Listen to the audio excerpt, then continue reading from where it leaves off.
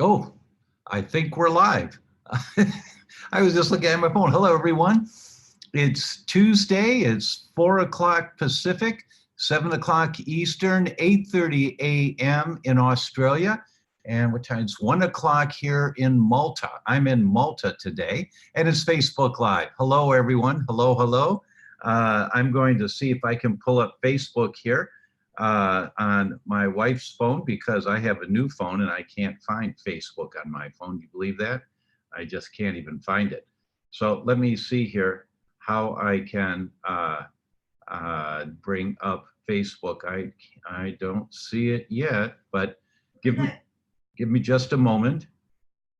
Honey, can you help me? There it is. Hi, it's Facebook Live, and today we're going to have a guest. She's not with us yet, and so I get to start the day and talk about a topic that's near and dear to my heart, and that is a message that I've been carrying out a lot, and it's on this world of toxicity, and what do we do about toxicity? Some of you have heard me say many times before, a primary contributor to the increase in all of the diseases we have now, a primary contributor is the amount of toxins that we're exposed to in our world. Toxins. Oh, thank you, honey. Here we go. All right, I see that Donna's here from Canada. Misty's here. Hi, Misty. Terry from San Diego's in the house, America's finest city. Way to go, Terry. I would tend to agree with you on that. And so, you know, as we talk about autism that's on the rise, new numbers have come out, by the way, from the CDC quite recently. In the last year, there was 1 in 56. Now it's 1 in 40 kids develop autism, 1 in 40. And we're on track to that projected number within 10 years that Dr. Stephanie Senna from MIT talks about, which is 1 child in 2 will be on the autism spectrum within the next 10 years, 1 in 2. Scary, really scary. And some of you may have heard me say before that 1 in 3 elders dies with Alzheimer's or another form of dementia.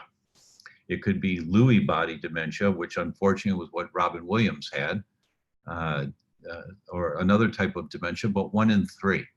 And it really is that the brain is the yellow canary in the coal mine. That's why I wrote the book, You Can Fix Your Brain. Karen's here. Maria's in the house from Brazil. Hello, Maria. Thank you so much for being here.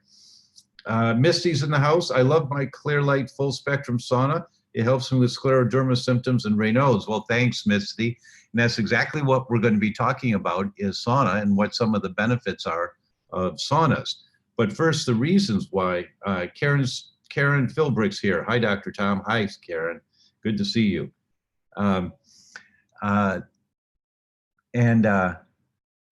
Why are we getting so many people with brain dysfunction?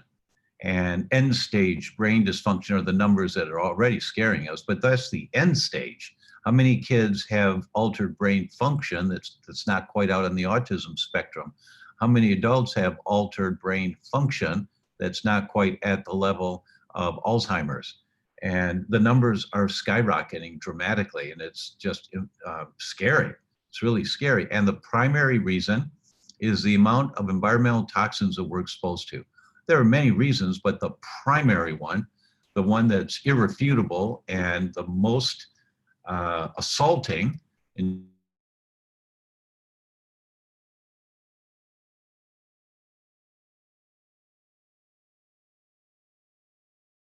water, the air, not just outside air, but inside air. I'm in a hotel here in Malta right now, and I'm looking at the paint on this wood frame on the mirror that's right in front of me, or the plastic stand for the lamp here.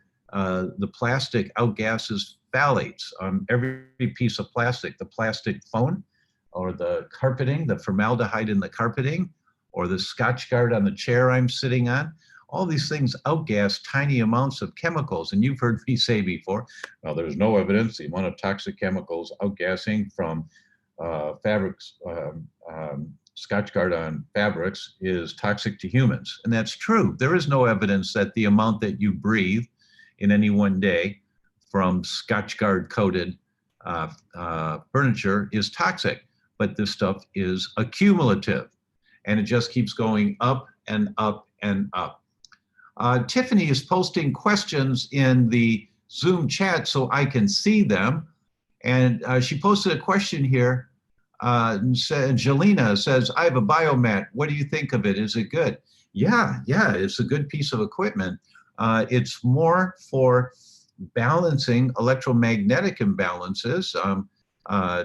It can help a little with toxicity, but not like saunas. Some of the stats that I have, Donna's here from Kentucky. Do infrared saunas help neuropathy? Yes, absolutely they do. Not every case of neuropathy, Donna, but they help a lot of them. Why? Because some of the triggers of neuropathy, well, the primary trigger of neuropathy is inflammation to your nerves or to your brain.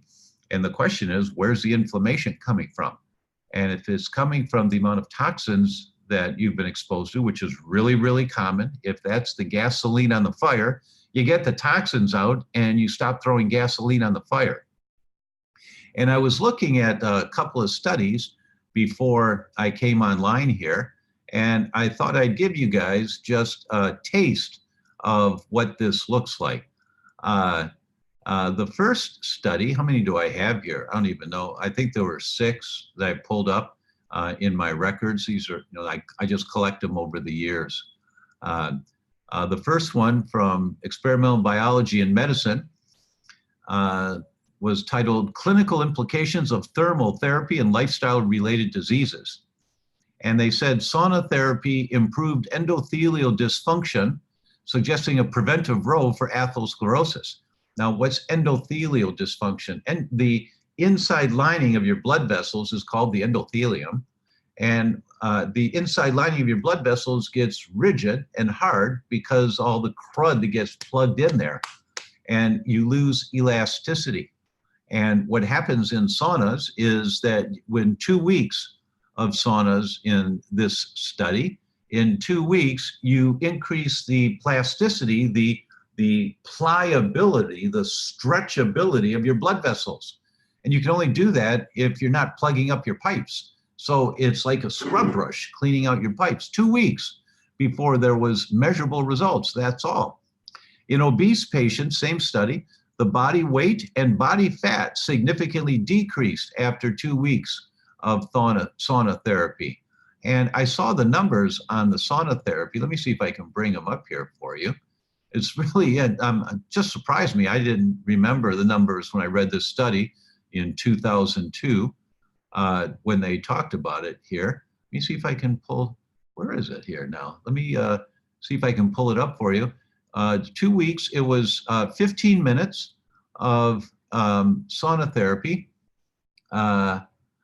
10 obese patients, 15 minutes a day, 5 days a week, and they lost, here it is, their weight initially, the average was 83 kilograms, and after 2 weeks of sauna therapy, they were at 81.5 kilograms. So that's 1.5 kilograms, which is 2.2 pounds to a kilogram. So that's about 4 pounds.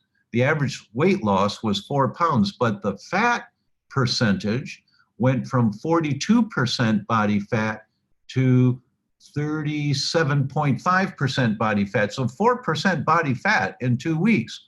That means all of that, or practically all of that weight they lost, that 3 pounds or so of weight in 15 minutes a day, 5 days a week, was fat.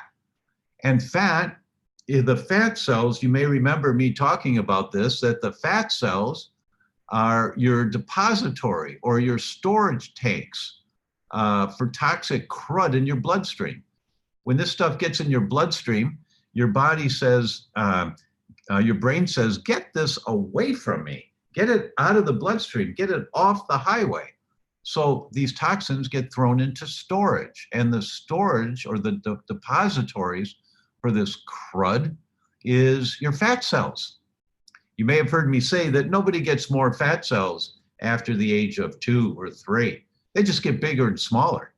So when you're gaining weight, if it's not muscle, and a percentage of it usually is fat, a high percentage, the fat that you're gaining is a lot of toxic stuff. Food sensitivities will cause an increase in fat cells, size of fat cells, so an increase in total fat.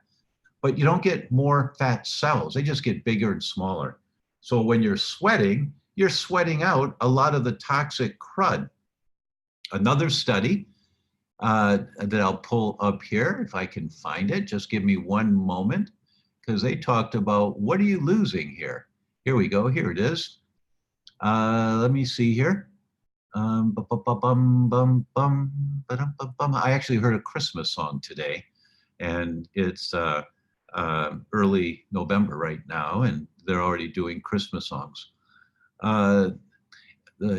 Here's a study. 17 of 20 patients after 2 weeks of sauna therapy increased their flow media dilation in the brachial arteries. This is a check to see if your pipes are plugging up, going blood flow up to your brain.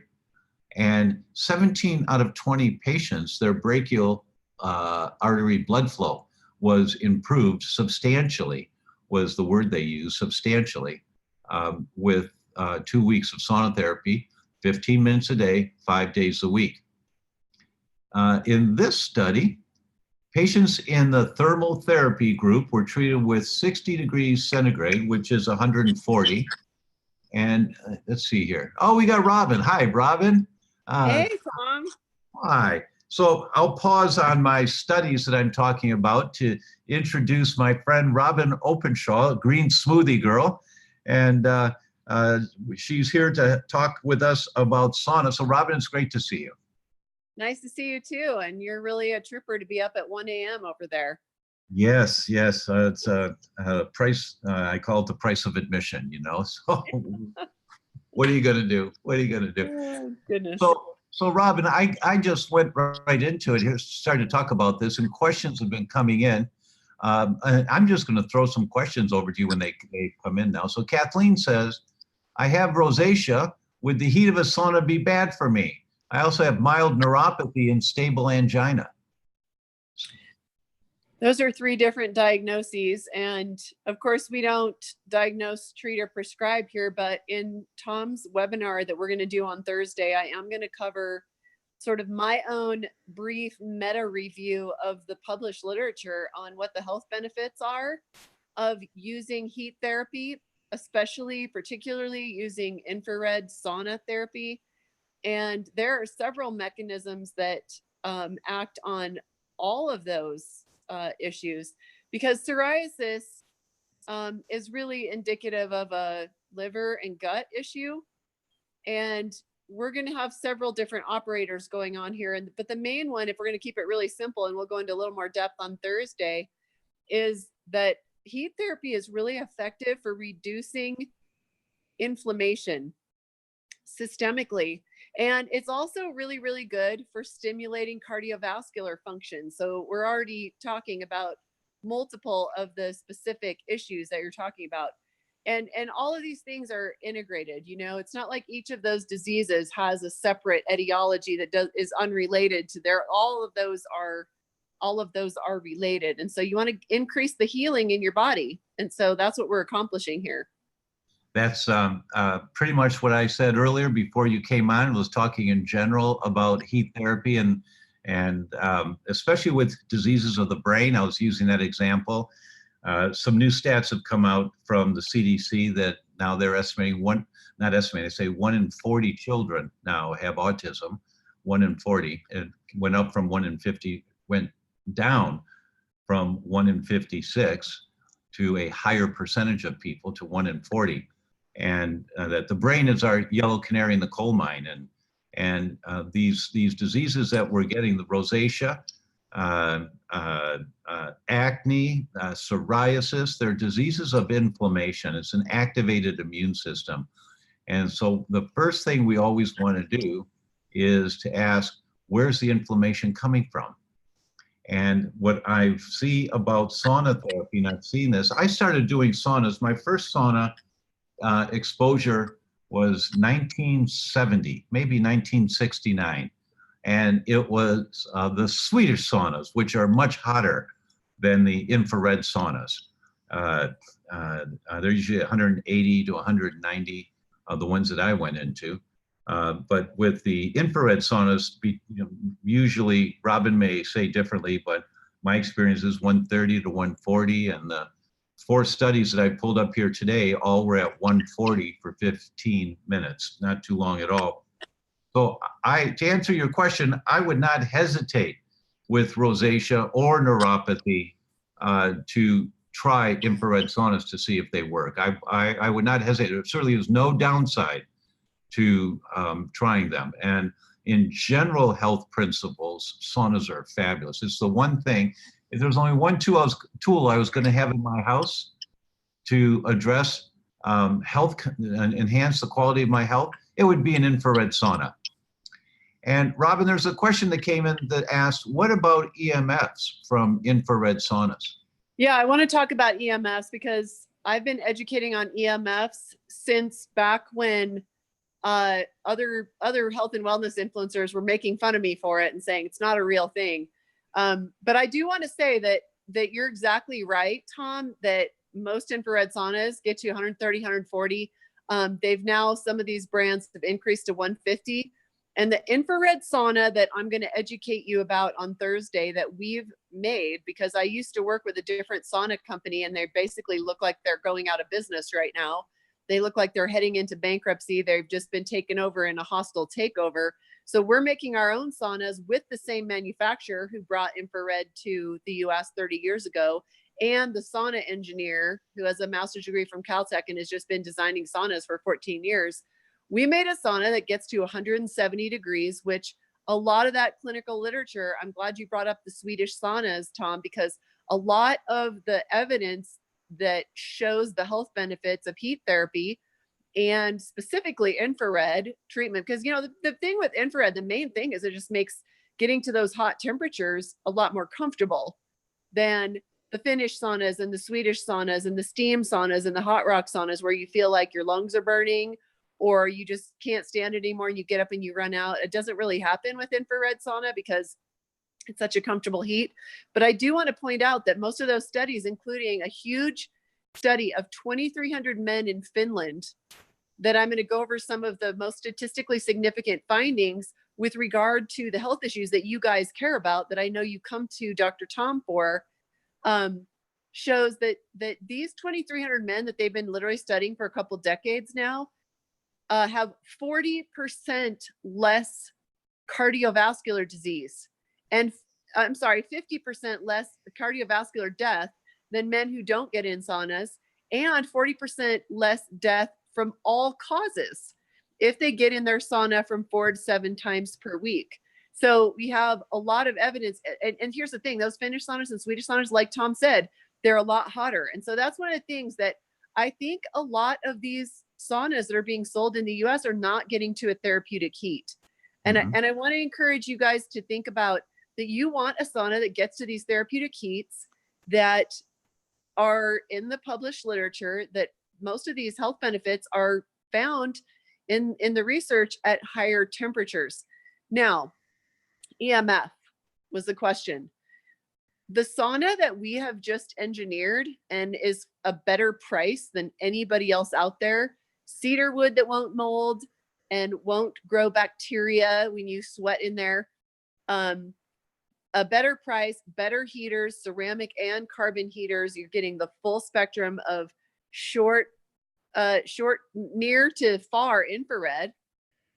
But here's the thing, in some of these companies will tell you that they're low EMF, but then people don't check them out. When I started researching saunas 12 years ago, I took my tri-field meter and I went everywhere and I tested every infrared sauna and I heated it up and I got in there with my tri-field meter and I measured it top to bottom, back and next to the heater. Here's the thing. not only is the sauna we engineered lowest in EMF, it's lowest in RF, which is radio frequencies, which people don't talk about as much. It's lower in ELF. It's not just lower, it is ultra low in all of them, 0 radio frequencies. And a lot of these sauna companies will tell you they're really low EMF, and I tested them, they weren't.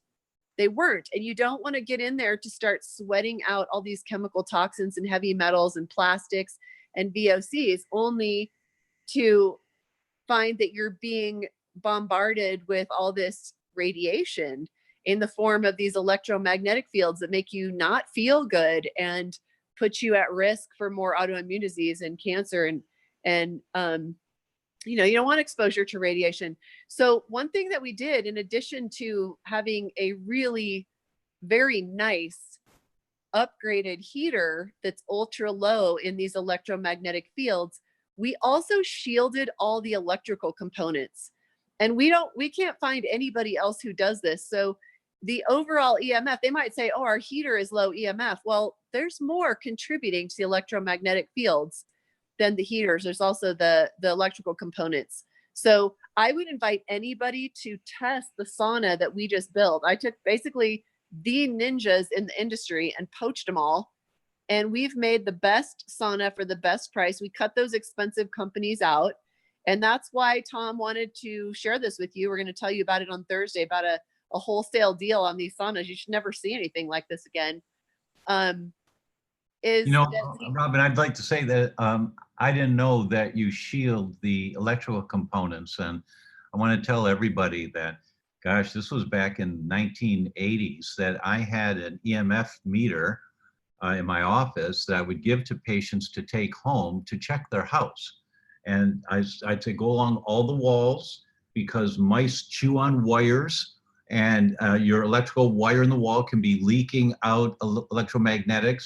Go turn the television on and go in the other room on the other side of the wall of the television and just see what your kids are getting bombarded with if their bedroom's on the other side of the wall and you're watching television at night, and measure all this stuff so that they've shielded the electrical components is above and beyond. I mean, that's being conscious of not only what's a good product to market and sell, but how do we protect our customers? That's really, that's going above and beyond, and high five to you for that one. I didn't know that. That's very cool.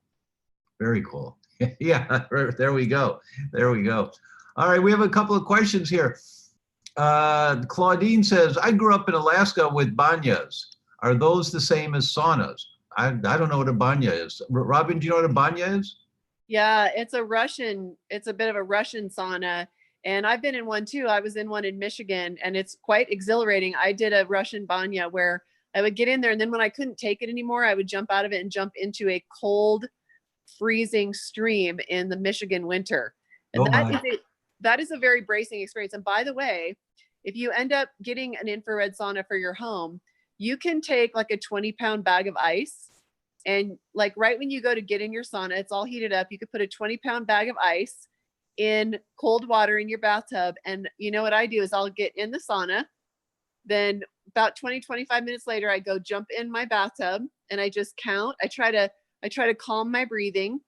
And it's a really great exercise in meditation, because you're getting that hormesis, or that positive stress, going in both heat and cold, and those extremes. So good for your heart, so good for your cardiovascular system. Just imagine you're just flushing out a whole bunch of bad stuff. That is marvelous thinking. That's a really good thing to do. And absolutely. And then I get back in the sauna, and then I do it again. So. Absolutely great for your body to do. That sounds like she's a nutcase. She is a little bit of a nutcase, like me, you know, but that's the way that you maintain your health. And that doing the hot, cold, hot, I've recommended that in the shower for years. It helps your adrenal glands. So you always let the hot water hit on your back, right where the kidneys are. The adrenals sit on top of the kidneys. So if you can turn your hand upside down and grab your back as high as you can, that's about where your kidneys are. And so you let the hot water hit on there for a minute, and then you reach behind and hit the cold all the way to cold, not halfway, all the way to cold for 5 seconds, and try and breathe and not tighten up too much, and then turn it back to hot. Always start with hot and end with hot. Hot, cold, hot. and it always helps your adrenal glands. The hot water gets blood flowing in. The cold water kind of tightens up your muscles. Hot water opens it up again, so you're pumping blood into those adrenal glands. It's part of the rebuilding process. So doing the same thing with sauna is great for your entire body. Our friend Dave Asprey in his lab has one of those, and now in some of his stores, he's got that, what's that unit called, Robyn? Do you know that? Cryotherapy? The cryotherapy unit, yeah, yeah. I did that a number of times. You know, you get down to your skivvies and put on the boots and gloves, and you get in there, and it gets minus 150, something like that, minus 180, I think I went to. It gets cold, really cold. You're in there for 2 minutes, maybe a minute and a half to 2 minutes, and it's great for your cardiovascular system. But I'm off track a little bit. Let's get back on track. Kim says, hi, doctor. Can you recommend a good, affordable home sauna? Yes, the one that we're talking about here, Kim, that Robyn's going to introduce us to. We live in Montana. I love Montana. I had a place in the Bitterroot. Don't have much room in our house for one. Is it okay to put them outside in extreme cold? Robyn, what would you say to that? You can. You're going to have to. When we introduce this sauna to you on Thursday, it's the best sauna ever made, and for the best price. And you'll have 9 days to take advantage of the promotional offer we made after Tom negotiated with us for you to get a wholesale price.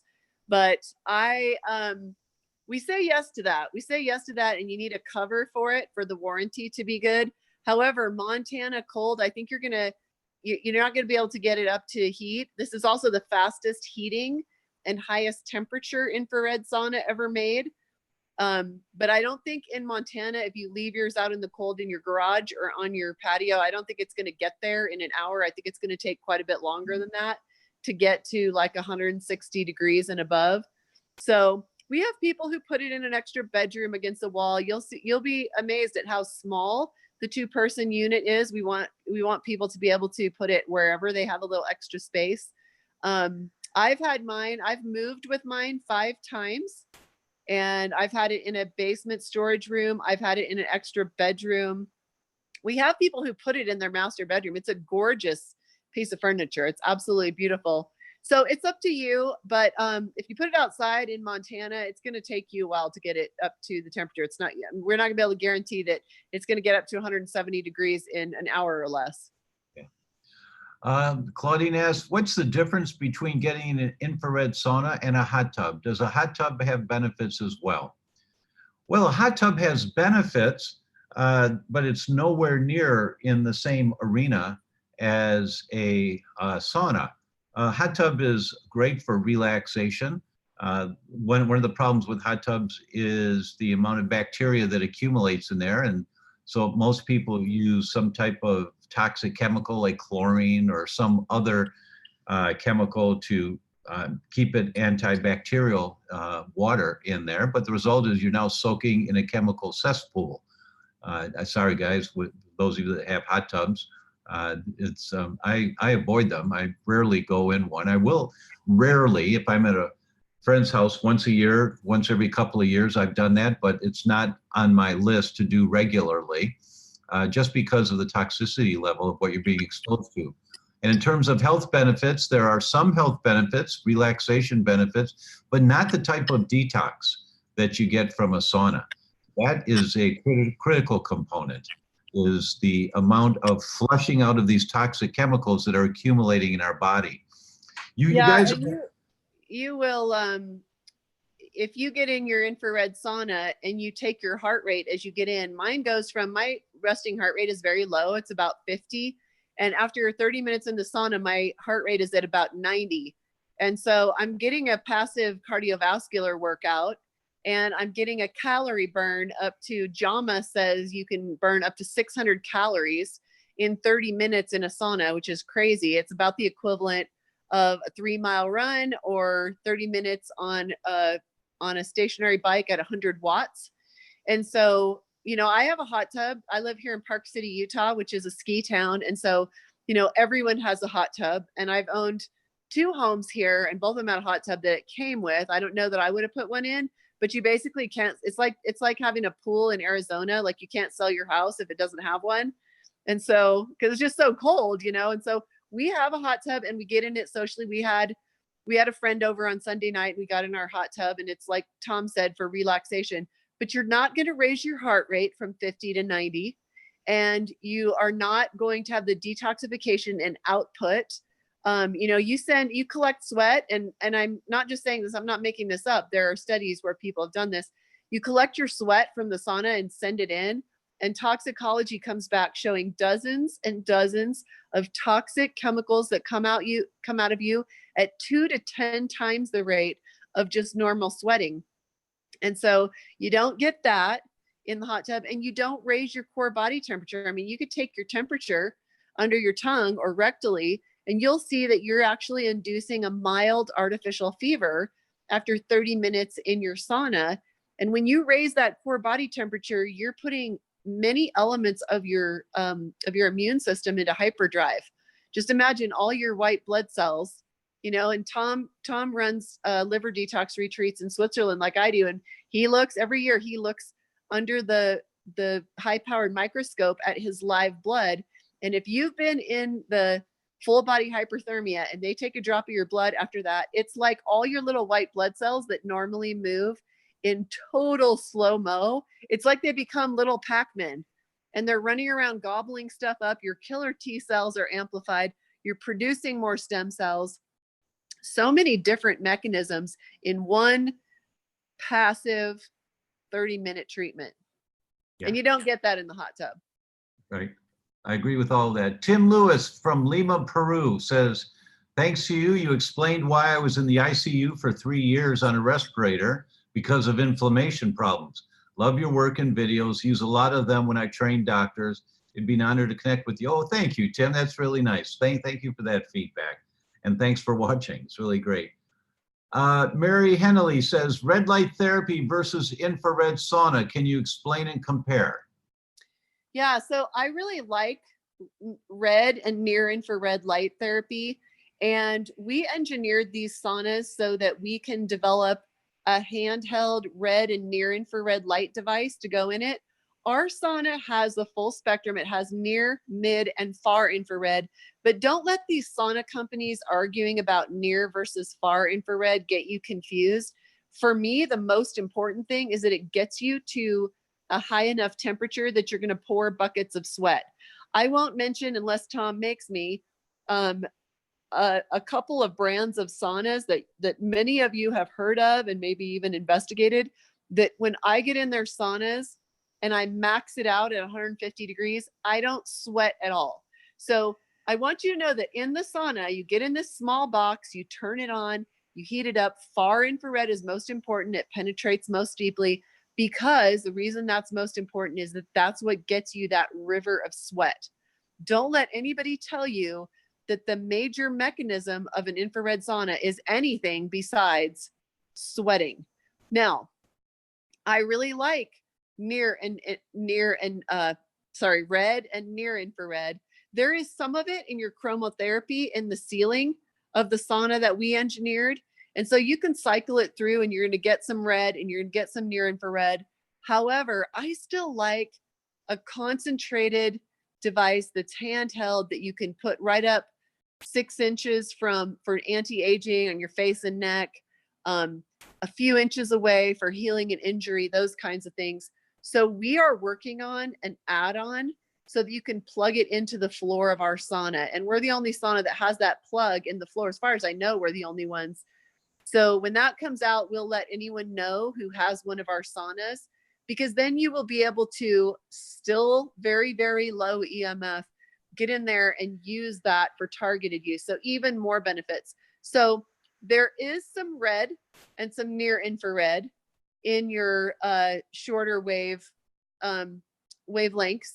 in the sauna, but far more emphasis on far infrared, which is getting you to that, just puddles of sweat kind of therapeutic value out of your sauna.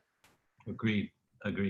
Antoinette asked, do we need a special electrical line 220 for a sauna? Not for this one. You can just plug it into the regular wall outlet. Robyn, am I correct on that? Yeah, so we have 3 sizes, and the vast majority of you will choose the 2-person sauna, or we call it a hybrid.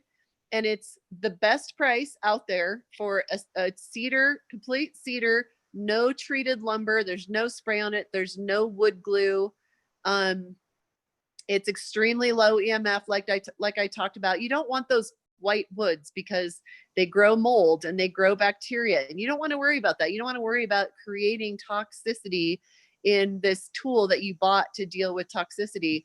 And so, wait, what was the question? Because I told you like 4 things and she was asking for 1. The outlet, 220. Oh yeah.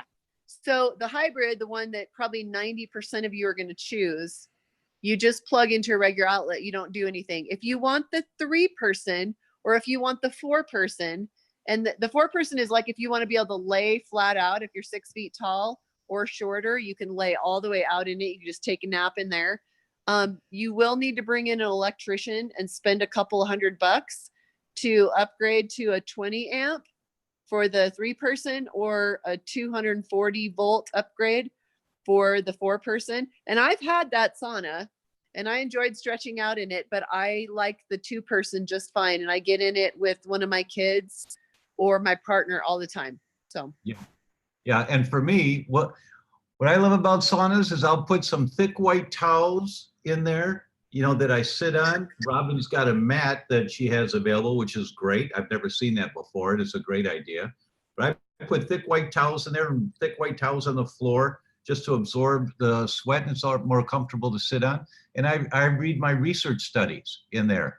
So I sit up with my back against a wall, or there's like a little lumbar support that you can get in the sauna. And I just read my studies and I'm highlighting while I'm in there. And then, after a certain point, I'm sweating too much and the paper gets wet, so I have to stop reading, right? But I've got a towel to dry my hand off every once in a while. But that's when I know I'm done, is I'm sweating too much to hold the paper to read. I just love them. It's a win-win. Michelle asks, is it safe for patients with cancer? And I'll let Robyn answer that, but I'll just say this, Michelle. What you have to be careful of, and it's for everyone going into sauna, you have to make sure you're drinking enough water so you don't dehydrate. And that's a 1/2 ounce water per pound body weight is the minimum. 1/2 ounce of water per pound body weight. And as you start using it regularly and sweating more, you need to make sure you're taking some extra minerals, because you're sweating out the bad stuff, but you're also sweating out minerals. And so you have to make sure you take a good multi-mineral supplement. Robyn, what do you say about the cancer?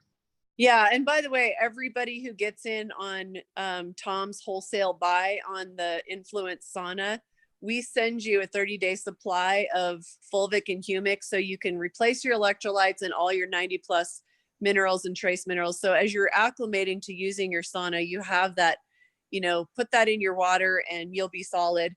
But that's a very good point. Make sure you stay hydrated. And that's, because you're going to sweat out a lot. You're going to sweat more in 20-30 minutes than most people sweat in an entire day, even people who work out. So I do review in the class that Tom and I are going to teach on Thursday. I do review a few of my favorite studies for cancer, but there's a book by Dr. Yoshimizu called The Fourth Treatment for Refugees, or something like that. And it's like this book about how he took all these people who had been turned away by their doctor, where the doctor said, you've had more chemo and radiation than you can tolerate. We can't give you any more. And they kind of just sent him home. And he used heat therapy to achieve amazing outcomes for people. And so I'll talk a little bit on Thursday about what the mechanisms are, but one of them is detoxifying, because there's a root to why you got cancer in the first place. I mean, the fact of the matter is we are all producing cancerous cells every day. All of us are producing an average of 50,000 cancer cells a day, and our immune systems are staying on top of it. And we're metabolizing those cancer cells. That's one of the things that our immune system does. And then some people at some point, their immune system isn't handling it anymore. Their immune system isn't strong enough to handle it anymore. So we've already talked a little bit about the ways that heat therapy every day. And many of the clinics that I went to all over the world, I studied non-toxic cancer treatment all over the world at 20 different clinics. I went to as a researcher. I took a filmmaker with a camera with me. I interviewed tons of doctors at every single one of these 20 clinics, and I took note of everything that they were doing and how they could prove whether it works or not. Every single one of them used heat therapy with cancer clinics. I mean, at the clinic that Tom and I take our followers to every summer, he's taking his folks in July next year. I'm going in May and June. They have 2 saunas there because they want and they tell their cancer patients to get in there twice a day to mobilize the immune system and to detoxify. Those are the 2 major things that these clinics are doing for cancer patients. Figuring out what the toxic load is. Where did it come from? What kind of toxins? Were you a hairdresser? Were you a farmer and you were breathing glyphosate every day? Were you a shop teacher and exposed to a lot of heavy metals? Now, once we figure that out, we do some diagnostics. How can we get all that crap out of you? And how can we bring up that flagging immune system? So those are kind of the 2 major sort of meta goals of these clinics. And guess what? Your infrared sauna is an operator on both of those in a very powerful way. So I do review some of the things that I think are powerful from the literature for cancer patients, but just know that your holistic cancer doctors all over the world consider this a foundational part of your treatment. For those of you who have heard me talk before about the Swiss Mountain Clinic, it used to be called Paracelsus. They changed their name last October to Swiss Mountain Clinic. It was Robyn that introduced me to it, and because she did the footwork. She went to 20 different clinics around the world, and she invited me to come with her one time, and Marzi and I did, and we just fell in love with. We'll go every year. So next year, we're going July 5th through the 19th, July 5 through 19. If some of you are interested in that, you're welcome to join us. We have a great time when we're there. And I'm available and Marzi's available every day at every meal. We just sit with everybody and we're talking, and you know, they're always the same. A person saying, do you mind if I ask you questions? No, that's why I'm here. You know, I really enjoy talking about this. And so every day we'll have discussions, 5 or 6 people, and just kind of hang out. And I start talking about something, and then I'll do a couple of official talks in the evening for everyone. But it's a game changer being there at Swiss Mountain Clinic. And I'm sure if you express interest in that Tom's team will share the link to that down below. And I had one of my employees actually went with Tom. They just got back, a week or 2 ago. And she had such a wonderful time and said he was so kind and loving and open and shared his time and shared his energy and his love with everyone. And she loved being there with him. And I think some of my followers went with you too, Tom, and last year too. So thank you for running such a great retreat over there. Oh, thanks. Yeah, it's really a joy for us. Barbara says, can a 2-year-old use the sauna? What temperature and how much time? You know, Tom's and my friend Ryan Sternagel lives here in Park City with me, and his son was diagnosed with stage 4 neuroblastoma when he was a year old. And That's a brain tumor. That's a brain tumor, people. Yep. And he's now 5.5 and doing very well. He's not, the tumor is not completely gone, but they do everything in their power to bring his toxic burden down. And sauna is a big part of their treatment with their son for all the reasons that we just talked about. I will say that I don't know that I would get in with a 2-year-old at 160 to 170 degrees like I get in my sauna at. I would do a lower temperature. And of course, we're always going to say, talk to your doctor. Yeah. I personally would not recommend a sauna to anyone under maybe 5, unless there's extenuating circumstances, like your son's got a brain tumor, stage 4, which is not good at all. What have you got to lose? You know, as long as there's no detrimental side effects, it's an unknown for children in most cases. And if for my son, I would do it. I would limit the time, but I would do it to start with, just to get him sweating a little bit and just monitor it really closely. But I would not hesitate, Barbara, if there were if there was a diagnosis like that. I just would not. And Ryan and I were just talking a couple weeks ago about his son and how great he's doing, and they're so grateful that his prognosis was a very short life, and he's already blown through all of that without going through that chemotherapy that they wanted to do. How come I get in a sauna or hot tub and in a few minutes my heart races? That's from Jeff. That would be your heart rate increasing. So just like if you get on an exercise bike or you go for a jog, your heart rate is going to increase. And that's a function of heat and that hormesis, or that mild stress on your cardiovascular system that's so good for you. I mean, for the same reason we don't want to be sedentary, is why we need to stress the cardiovascular system a little bit, get things pumping. That's what's happening there. Right. So the link is posted here. I see Tiffany has posted the link for the seminar on Thursday, where we're going to talk about these saunas in a lot more detail. So you folks, you see the link there. You're welcome to click on it now or after this is over, and register for that event. Roxanne asks, can this be purchased in Canada? Yes, we do Great. ship to Canada. In Tom's wholesale group buy that we're going to kick off on Thursday for 9 days, you're actually going to be offered free shipping in addition to 25% off sauna prices, making it the best price sauna out there. But for Canadians, we can't do free shipping, but we can do the $400 that it's worth for those in the continental 48. We can take $400 off of it. Mm-hmm. How effective are infrared saunas for heavy metals, toxins, and mold? Yeah, and we'll talk about that too. There are research studies that show an extraordinarily high amount of heavy metals like cadmium, aluminum, mercury, lead is flooding out through your largest organ of elimination, or your skin. And when you capture that sweat and send it into a lab, you're going to see very high levels of both heavy metals and toxic chemicals like glyphosate.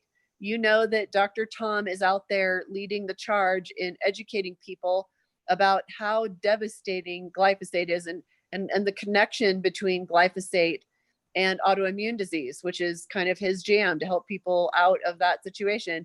And many, many, many other toxic chemicals. I mean, we've now got 80,000 chemicals approved for use in our air, food, and water, and they are inside you and they do need to get out. And sweat, according to Dr. Sherry Rogers, MD, we'll quote her research as well. She says the primary mechanism to get that crap out of you is sweating. Yeah. Just a slight tweak, Robyn, those 80,000 chemicals are not approved. There is no approving agency in the US. The Toxic Substance Control Act of 1976 is still the legislation regulating new chemicals introduced to the environment. And in 40 years, they've only regulated 5 chemicals or classes of chemicals in 40 years. That the lobbyists were very successful in getting this legislation passed that has no teeth. And so there's no screening as to what companies can introduce, what type of chemicals are used in our plastics, what type of chemicals are used in the press board of your kitchen cabinets or your bathroom cabinets. There's no regulations at all. So I just needed to tweak that because the word approved would mean that it's got some blessing and it's safe. And that's not the case. Unfortunately, in the US, that's not the case. Let's see. Sandra Jean Bryant says, love my infrared sauna with a big heart. So relaxing and calming. Robyn, thank you for the very resourceful information. Of course, thank you. Brian asks, how are clear light saunas? Bought one 3 years ago. Don't tell me I need another. I don't know what a clear light sauna is, Brian, so I can't help you with that. Robyn, do you know what a clear light is? That was one of the ones that I investigated like 12 years ago before I bought mine. doesn't get over 150, and it's not low EMF. But I haven't, maybe they've improved their EMF situation. I know they haven't improved their temperature, but I don't want you to feel bad about your purchase, and I don't think you should throw away the sauna and get another one. However, I'm really excited to bring to market a temperature that's actually up in the therapeutic range where you're going to pour sweat. I don't sweat in a clear light sauna. I could sit in there for an hour. Same thing with Sunlighten, which is what they just invested in at the Swiss clinic, Tom. I didn't drop one single drop of sweat in there. Now, some people will, and so there's probably going to be more benefits for them. I'm one of those people who goes to hot yoga and everybody around me is in a puddle, and I haven't sweat at all. And so when I get in my sauna, what I'm glad about is basically the only way I just pour sweat. And I don't get my heart rate up in 150-degree temperature, even if I max that thing out. So I'm sure there are some benefits to other saunas, but I want to see, if you're out shopping for a sauna, measure the EMF. Don't take their word for it. When I was investigating clear light 12 years ago, it was the highest of the EMF of the saunas that I tested for EMF. Now, maybe that's not the case now. That's been 12 years, being completely frank. And make sure they're using cedar wood. Okay. Not the hemlock. Hemlock is a cheap wood. It's very cheap for them to make a sauna with it. Most sauna companies, it's to their high end saunas, the $6,000-$7,000 saunas where they use cedar wood. I only use cedar in my saunas because I don't want bacteria growing and I don't want mold. If you're looking for low EMF, cedar, and you get to a high temperature, you get to a therapeutic temperature of 170 degrees. So those are some of the major things I would look for, those of you who haven't yet purchased a sauna. Norma asks, does it increase telomerase and human growth hormone? Human growth hormone, yes. Telomerase, I have not seen any published data on that. Yeah, I haven't either, but theoretically, it would seem like it would move the body in the right direction to increase telomeres, because you become more youthful and useful. But when you detox and you get these toxic chemicals out, your body functions better. There's less inflammation. And if you're sharp enough to be getting a sauna and using it regularly, meaning that you're into health and taking care of your body, then you're doing other things to stay healthy also.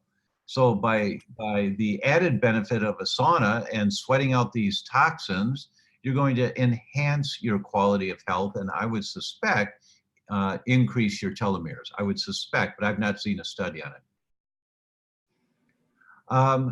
There were a couple of questions about the MAPS sauna, the tent saunas.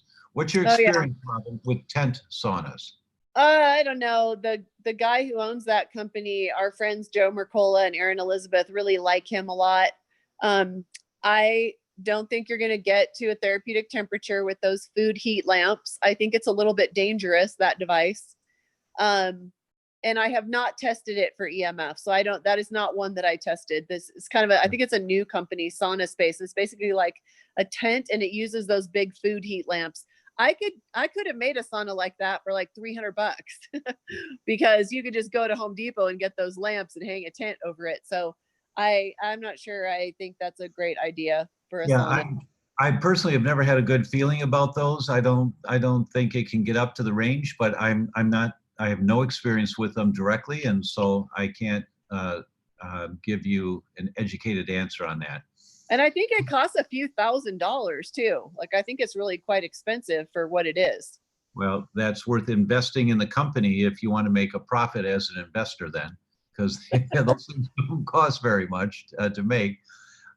Gwendolyn asks, how often should you do saunas? And Gwendolyn, the studies I looked at before turning on Facebook Live today, there was 5 days a week.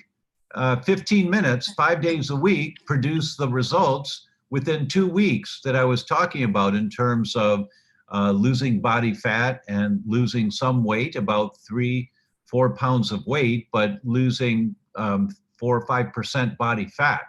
It was just 2 weeks, 15 minutes a day, 5 days a week. Personally, I love doing my sauna, getting in my sauna I usually average about 30 to 40 minutes in there, and I'll do that 2 to 3 times a week. Robyn, what about you? If you had your sauna cranked up to 165, 170, I guarantee you wouldn't be in there for 40 minutes. I can take, and I don't think your old sauna, Tom, before you went to Europe, I don't think your old sauna got higher than 140. So I could do 40 minutes in a sunlight and sauna that maxes out at 140, but then I don't sweat. So I do about 25 minutes because I am pouring sweat and I got the job done and my heart rate is up up to 90. So, but I saw that study, by the way, Tom, the one you're talking about, and I believe it's the one I'm thinking of. Well, no, it must maybe a different one, because in 16 weeks, the participants who got in 15 minutes, I think 5 times a week, they lost 4% body fat in 16 weeks. So I guess it was a longer period of time, but 4% body fat is no joke. No, not at all. Not at all. That's substantial, and it's great. It's really great to have that happen. Let's see. Becky says, just getting on the call now. Is there anything we need to do to prepare to ensure we are getting the toxins out and they're not getting caught in our lymphs? That's a good question, Becky. Robyn, do you want to start with that one? You know what? I put a dry skin brush in the door of my sauna. And so right before I get in it, I take out my skin brush and I do a good dry brush. And what you're doing is you're stimulating the lymphatic system. And you're getting some drainage going there, because the lymph is right underneath the skin. And of course, the skin is the largest organ of elimination, but your lymphatic system is also an important, it's like if the cardiovascular system is bringing in the groceries, the lymphatic system is taking out the trash. And so they really do work together. So doing a quick dry skin brush before you get in, before you start sweating, because once you start sweating, you can't skin brush anymore. But that's a great preparation before you get in your sauna. You bet. That's a great idea. I didn't think of that. It's a great idea. Amal asked, please share the link for the July Swiss Mountain Clinic 2020. And Tiffany, if you can share that link, please do. If not, Amal, I don't think I briefed Tiffany that I'd be referencing that, so she might not have it at her fingertips. I think our plan was to announce this in a couple of weeks, so I may have jumped the gun on that, and she might not have quick access to it. So if that's the case, Amal, if you just send a note to info@theDr.com, we'll send that link directly to you. But if Tiffany can pull it up, she will. And then Amal wrote, love the book Sauna Therapy by Lawrence Wilson, MD. Great info on all the sauna basics for whatever sauna you are using. Terry Walls and other physicians are using this book. Any other book recommendations on sauna therapy? Robyn? Yeah, there's one called Detoxify or Die. It's a horrible name for a book.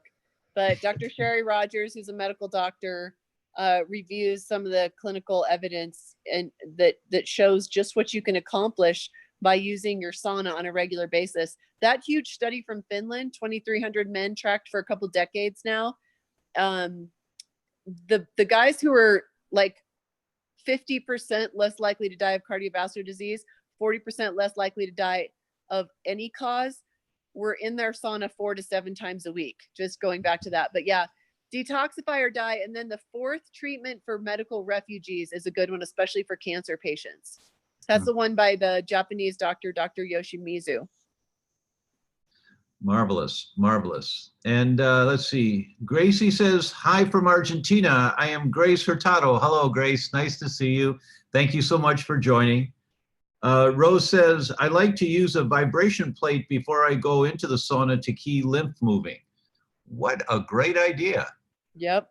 Yeah, if somebody has one, those things are not cheap. That's another thing they have at the Swiss clinic that they want you to get on every day while you're there. But fantastic idea. Yeah, really, really good thinking. Mary says, dry brush with a very light featherweight touch for lymph flow. Way to go, Mary. We agree with that. Claudine asked, we don't know the sauna deal till Thursday. Robyn and I are doing this thing on Thursday with a lot more detail, Claudine. Yeah, and Tom, you can have Tiffany put the link down below if you want to take a look early at the wholesale deal. You're getting $1,000 in freebies, including free shipping. You're getting 25% off any one of those 3 sauna models that you want. So you're welcome to take a look at it in advance. I Yeah. haven't told you this, Tom, but I already have your people reaching out to us and say, I want to order because I don't want to, and that's the thing is we have 400 saunas put aside for you. And if people don't get it on those 400, they will probably be waiting a couple of months. But you are welcome to look at the page that's all about it if you ask for it from Tiffany. Yeah, and the link is posted there, folks. I see that Tiffany's put it in there. Gerald says, I am very thin and have no weight to lose, very little fat. Would this be beneficial for me? Well, Gerald, I'm not sure. I need to know more about your case and why you're that thin. But in general principles, I would say we'd baby step you if we found some indicators of, and one of the things I would do with you is do some blood tests to see if your immune system says you've got a toxic overload.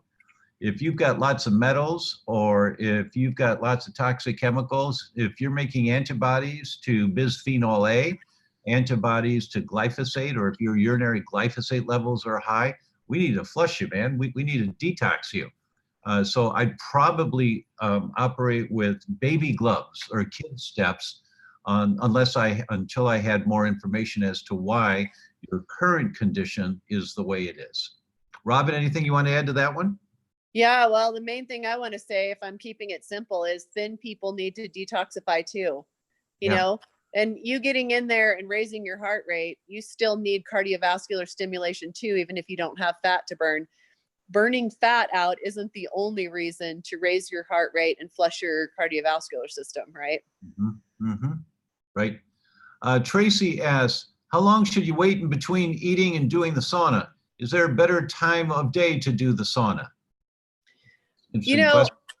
We love to get in it at night because it really increases your serotonin production. It calms you down. If I have a lot of stress in my work, my body craves it, because when I get in there, I just come down. I come down off of all the, I get back in that parasympathetic dominance instead of that fight or flight, putting out fires all day, telling my 25 employees what to do. I'm a single mom of 4 kids. It's just like my brain's coming unglued. I go in that box, I shut the door, and I am coming down. And as I sweat out impurities, I also find energetically that I'm calming down. And so we get in it right before bed a lot. There are people who get in after their workout. And if you're getting sick, the first thing you want to do is get in that sauna. My kids were raised with the infrared sauna, and they knew that the minute they started, they felt a headache, body aches, fever, any of that. I said, get in the sauna, because guess what? The sauna is just taking what your body's going to do itself, if it works right, which is go into fever to burn out that bacterial infection or that viral infection.